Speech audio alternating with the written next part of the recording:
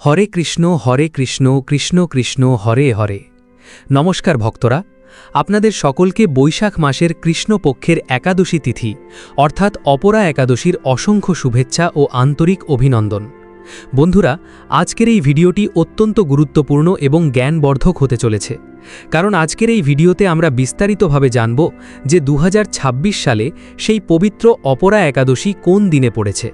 এই পবিত্র ব্রতটি কি 12ই মে পালন করা হবে নাকি 13ই মে? কারণ এবছর একাদশী তিথির শুরু এবং শেষ হওয়ার সময় নিয়ে পঞ্চাংশ অনুসারে মানুষের মধ্যে বেশ বিভ্রান্তি ও দ্বিধার সৃষ্টি হয়েছে। কেউ বলছেন 12ই মে একাদশীর ব্রত রাখতে হবে, আবার কেউ 13ই মেকে সঠিক তারিখ বলে মনে করছেন। এই পবিত্র সংযোগে মানুষের মধ্যে জানার আগ্রহ আরও বেড়ে গেছে যে শেষ পর্যন্ত ব্রতটি কোন দিনে রাখা উচিত, ব্রতের পারণ অর্থাৎ ব্রত ভাঙার সঠিক সময় ও শুভ মুহূর্ত কী, পারণের সময় কি খাওয়া উচিত এবং কি খাওয়া উচিত নয়। এই অবস্থায় একাদশীর ব্রত কিভাবে পালন করবেন, কোন বিশেষ নিয়মগুলি মেনে চলা অত্যন্ত জরুরি এবং কোন ভুলগুলো কখনোই করা উচিত নয়, এই সমস্ত বিস্তারিত তথ্য আপনি এই একটি মাত্র ভিডিওতেই জানতে পারবেন। পাশাপাশি আমরা বিস্তারিতভাবে জানব ব্রত কখন এবং কিভাবে পালন করবেন, ভগবান বিষ্ণু ও মা লক্ষ্মীর পূজার সঠিক বিধি কী হবে এবং ব্রতের সময় কোন কঠোর নিয়মগুলি আপনাকে মেনে চলতে হবে।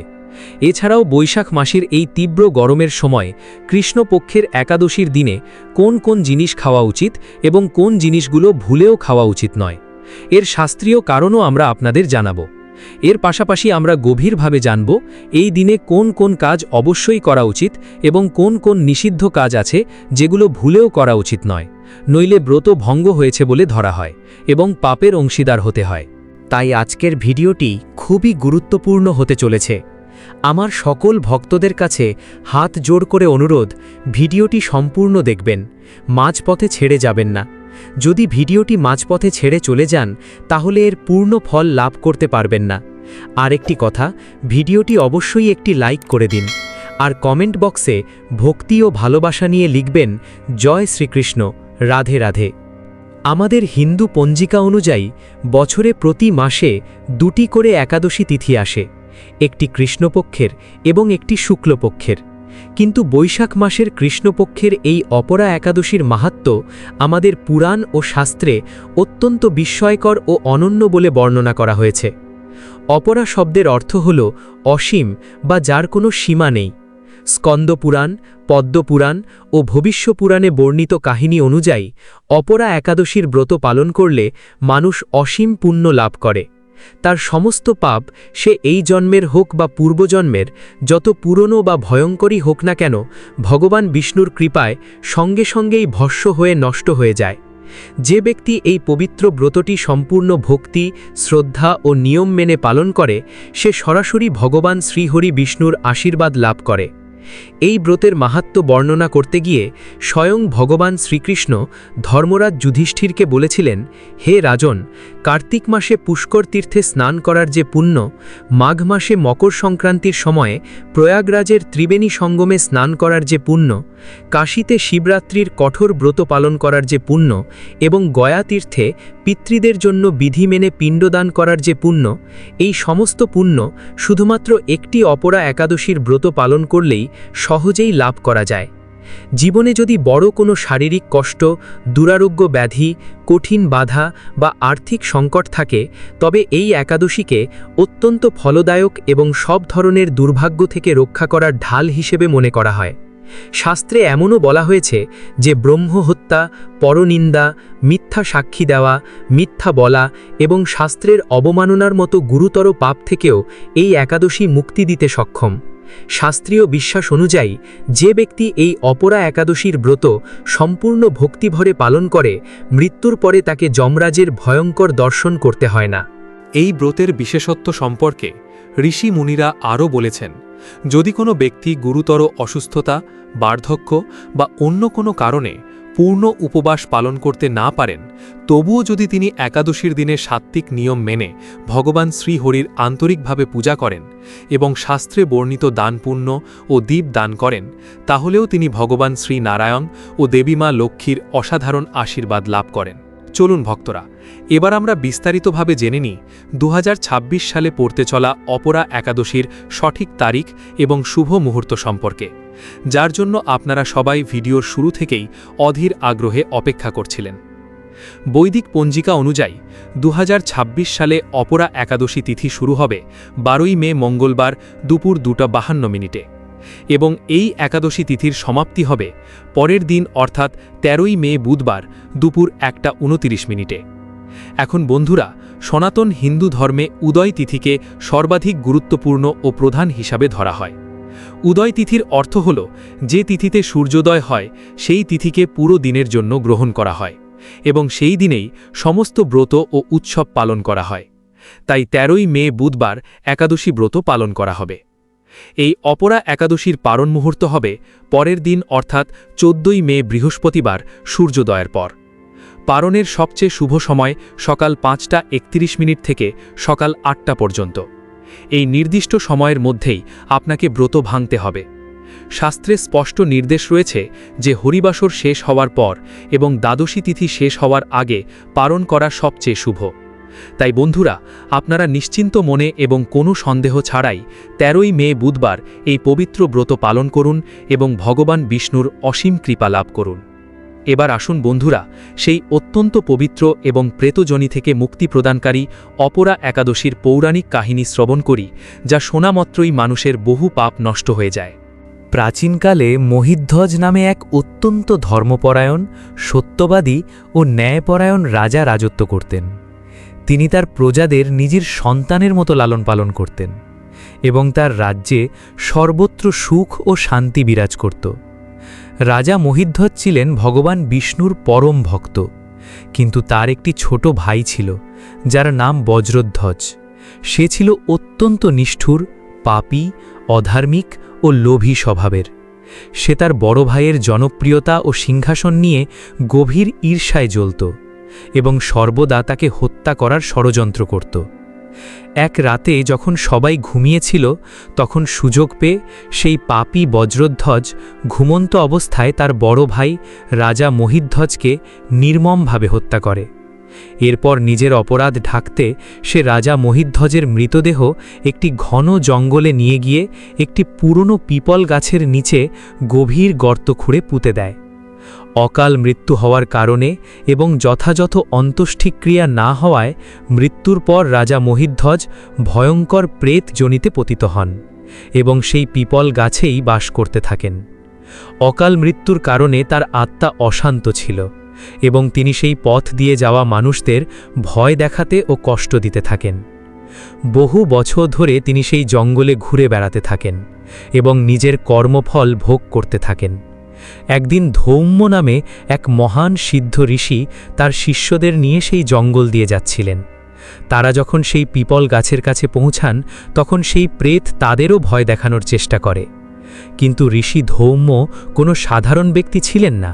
তিনি সঙ্গে সঙ্গে চোখ বন্ধ করে তার তপবল ও দিব্য দৃষ্টির মাধ্যমে সেই প্রেতের প্রকৃত পরিচয়, অকাল মৃত্যু এবং অতীত সব জেনে যান।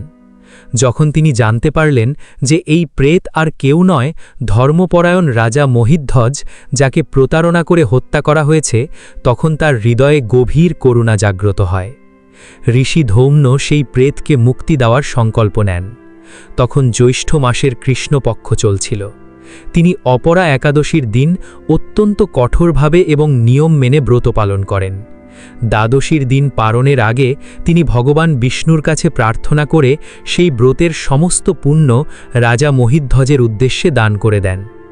সঙ্গে সঙ্গে সেই অপার পুণ্যের প্রভাবে রাজা মহিধ্বজ ভয়ঙ্কর প্রেতজনি থেকে মুক্তি লাভ করেন।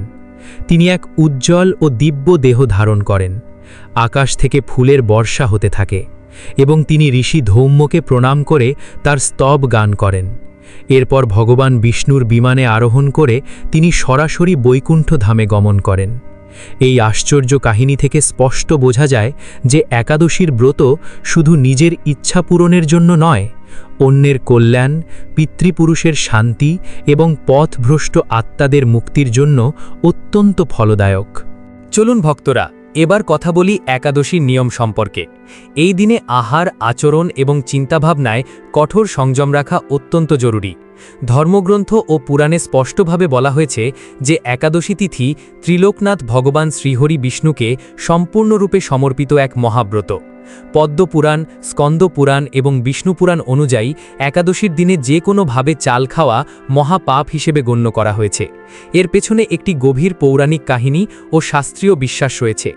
মহর্ষি মেধা মাতাশক্তির ক্রোধ থেকে রক্ষা পেতে নিজের শরীর ত্যাগ করেছিলেন এবং তার শরীরের অংশ মাটিতে মিশে যায়। বিশ্বাস করা হয় তার মাংস ও রক্ত থেকেই পৃথিবীতে চাল ও যবের উৎপত্তি হয়েছে।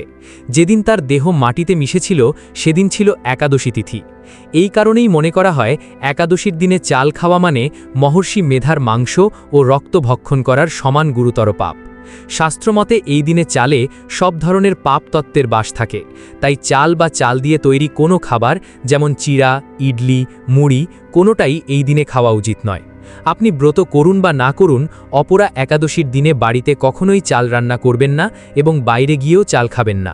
এই ব্রতের মূল উদ্দেশ্য হল আত্মার পবিত্রতা এবং সংকল্পের দৃঢ়তা, তাই এই দিনে সম্পূর্ণ সাত্ত্বিক থাকা অত্যন্ত জরুরি। এখন ব্রতের পদ্ধতি নিয়ে কথা বলি। এই দিনে চেষ্টা করবেন সূর্যোদয়ের আগে অর্থাৎ ব্রহ্ম মুহূর্তে অর্থাৎ ভোর প্রায় 4টের দিকে ঘুম থেকে উঠতে, কারণ ব্রহ্ম মুহূর্তকে দেবতাদের সময় হিসেবে ধরা হয়।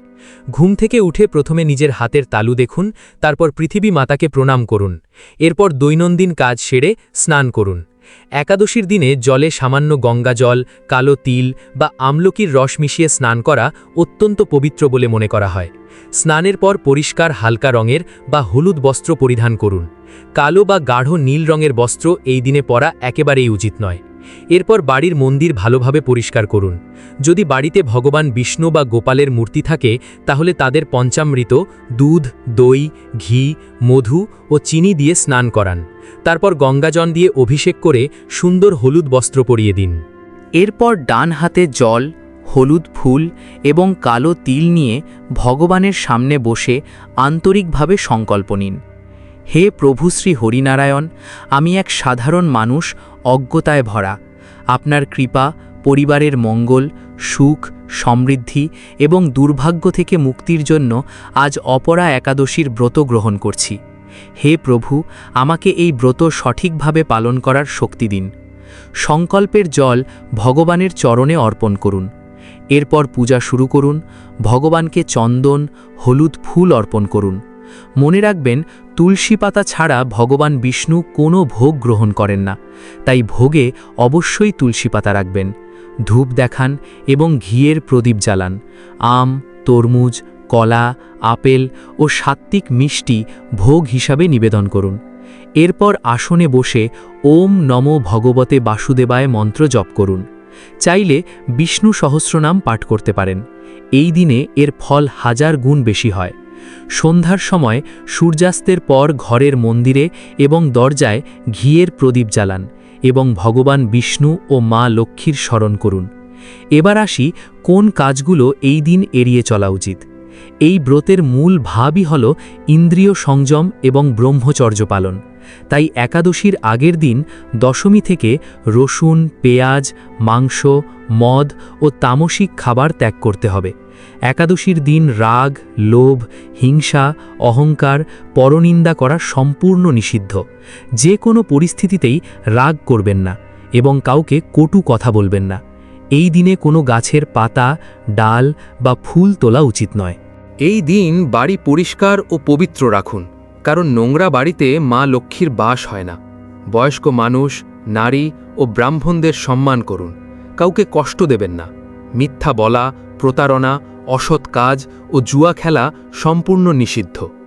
এই একাদশী অপার পুণ্য প্রদানকারী, তাই যদি আপনি মনে কারো প্রতি ক্লেশ, হিংসা বা ঘৃণা রেখে এই ব্রত পালন করেন তাহলে ব্রতের 1% ফলও পাবেন না।